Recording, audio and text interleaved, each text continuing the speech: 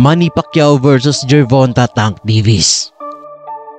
Kamakailan lang ay nagulat ang lahat ng mga boxing fans nang marinig ang naging pahayag ng ating 8th Division World Champion na si Manny Pacquiao. Napapalagan niya di umano ang itinuturing ngayon na mukha ng boxing, na walang iba kundi itong halimaw ng lightweight division na si Gervonta Tank Davis. If he want, and if he come up to 147, then we can fight. Sa edad niya ngayon na 44 ay pinag-iisipan pa rin ni Pacman ang muling bumalik at lumaban sa ibabaw ng lona. At ang isa nga sa mga pangalan na kanyang pinagpipilian ay itong boksingerong si Gervonta. Paliwanag pa ni Pacman ay kaya pa naman niyang lumaban. At ang numero 1 alas nga raw nito kontra sa mga batang boksingero ay ang kanyang di matatawarang karanasan sa pakikipaglaban. Bagay na pinagdidibatihan ngayon ng marami sa kanyang mga boxing fans. Sabi nga ng iba ay wala na raw binatbat pa ngayon si Manny Pacquiao kung muli itong bumalik sa pakikipaglaban. At matatalo lamang daw ito ng knockouts sa mga mas batang boksingero.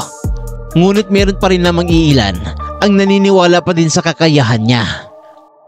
Pero kung sakali lang naman na nagkataong nagkasabay silang dalawa sa iisang era kung saan ay nasa kalakasan pa noon si Pacman, makakaya nyo pa rin kayang mahulaan kung sino sa kanilang dalawa ang mananalo sa laban. Kaya naman ngayon sa video na ito ay ating babalikan ang 10 mga laban noon ni Manny Pacquiao na kung saan ay ating nasaksiyan ang tunay na bagsik at lakas ng kanyang mga kamao. Pero bago yan, don't forget to like and subscribe sana mga sir. Salamat. Unahin na natin ang laban noong unang dinipensa ni Manny Pacquiao ang kanyang IBF Super Bantamweight title sa kalabang nagangalang Jorge Eliezer Julio. Ang laban na to ay nagmistulang fight debut ng ating pabansang kamao sa big stage ng boxing, kung saan ay nasama lang naman siya sa undercard ng labang Lennox Lewis versus Mike Tyson. Sa pag-uumpisa pa lamang ng laban ay nagpaulan na kaagad ng malalakas na kamao itong si Manny Pacquiao. Mapa-body shot, right hook, left uppercut ay talaga nga namang iniinda ito ng kanyang kalaban. Sa round number 2 ay dito na ibinuhos ng ating pabansang kamao ang kanyang buong lakas, kung saan ay hindi na nasikmura pa ng referee ang parusang tinatamo ng boksingerong si Eliezer Julio.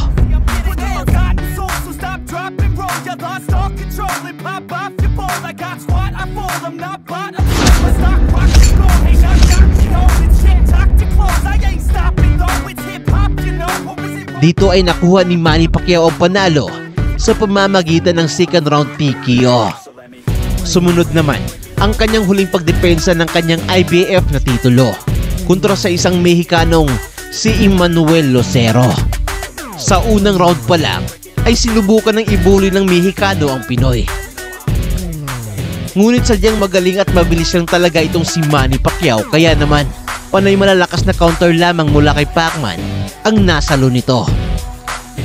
Sa sumunod na 2 round ay panay hangin na lamang ang natatamaan itong si Emmanuel Lucero, habang itong si Manny Pacquiao naman ay sobrang accurate at napakaasintado sa bawat suntok na kanyang binabato. Hanggang sa isang solidong kaliwa ang tumama sa panga nitong si Lucero na naging dahilan ng pagkahilo nito, kung saan ay agad rin namang pumagitna na ang referee upang itigil na ang laban.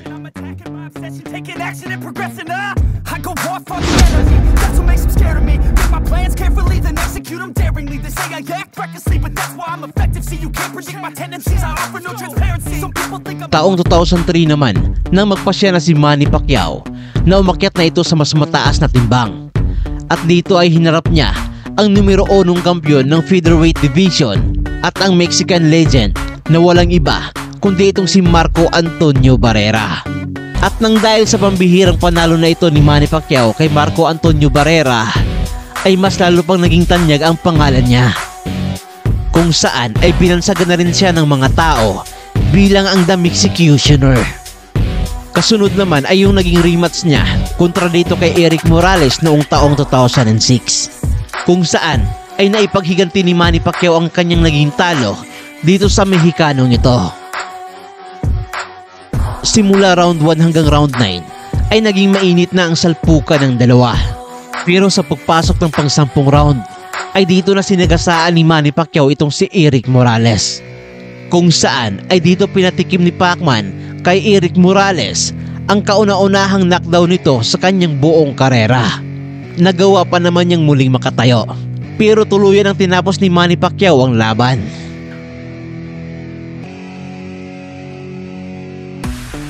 June 2008, nang harapin ni Manny Pacquiao itong si David Diaz para sa WBC lightweight title sa Mandalay Bay Resort sa Las Vegas, Nevada. Hindi nga umubra ang defending world champion sa laban na to at buong laban lamang siyang pinaliguan ni Manny Pacquiao nang hindi mabilang ng mga suntok. Sa pagtungtong ng pang-siyam na round ay dito na siya pinakain ni Manny Pacquiao ng isang pamatay na kaliwang kamao. Dahilan upang sumubsob ang mukha ng Mexicanong ito sa ibabaw ng lona.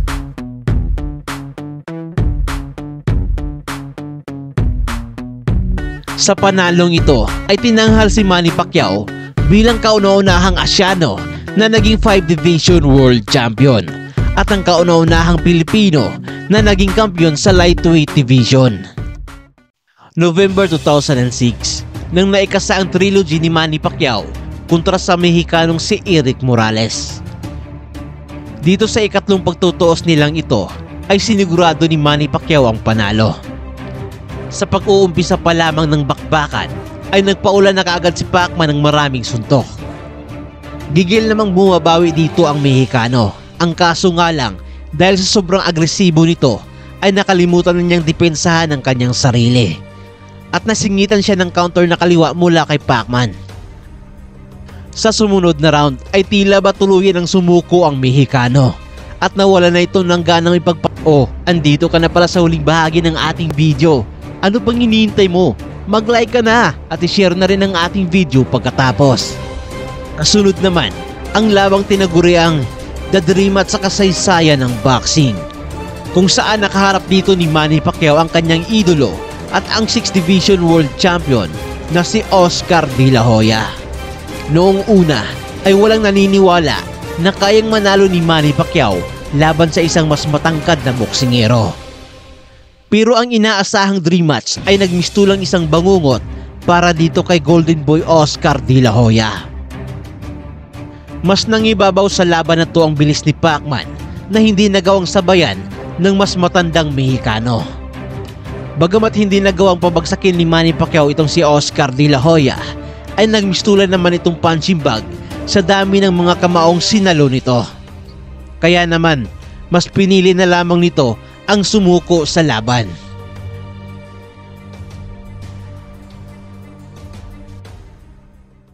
November 2009, nang tangkaing makagawa ng panibagong kasaysayan itong si Pacman, nang harapin niya ang WBO Welterweight World Champion na si Miguel Angel Cotto para subukang maging kauna-unahang boksingero na maging isang world champion sa 7 magkaibang divisyon.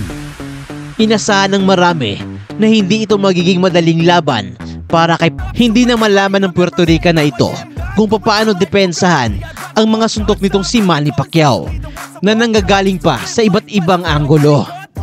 Sa pang 12 round ng laban ay hindi na nasikmura ng referee na si Kenny Velez ang parusang tinatanggap nitong si Miguel Angel Cotto, kaya't nagpasya na ito at itinigil na ang laban.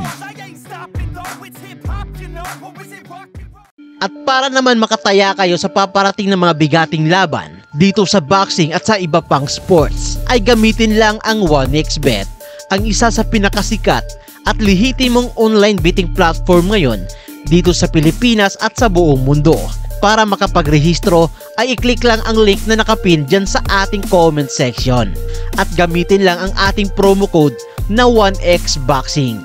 At nang sa ganon ay makakuha kayo ng up to 6,000 pesos na bonus sa una mong deposito. Kung magkano ang halagang i-deposit nyo ay yun din ang halaga ng perang matatanggap ninyo. At andyan na rin sa ibaba ang ating video tutorial.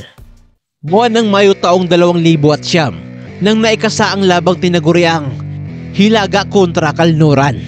Sa laban na to ay pinatunayan ni Manny Pacquiao na hindi tsamba ang pagkakapanalo niya kontra kay Oscar De La Hoya. Gamit ng kanyang malakidlat na bilis at malarapidong kamao ay nagawa niyang mapatumba ng 2 ulit ang Brito na si Ricky Hatton sa unang round pa lamang ng laban. At sa second round naman ay dito na pinamalas ni Manny Pacquiao ang masasabi nating pinakalital niyang suntok sa kanyang buong karera, na naging dahilan ng isang nakakakilabot ngunit napaka-impresibong knockout na panalo para dito sa ating pambansang kamao. So yun lamang ang video natin sa araw na to. Kung bago ka pa lamang dito sa ating YouTube channel, ay huwag mo sana kalimutang mag-like at mag-subscribe at i-share na rin ang ating video. At hanggang sa muli, daghang salamat!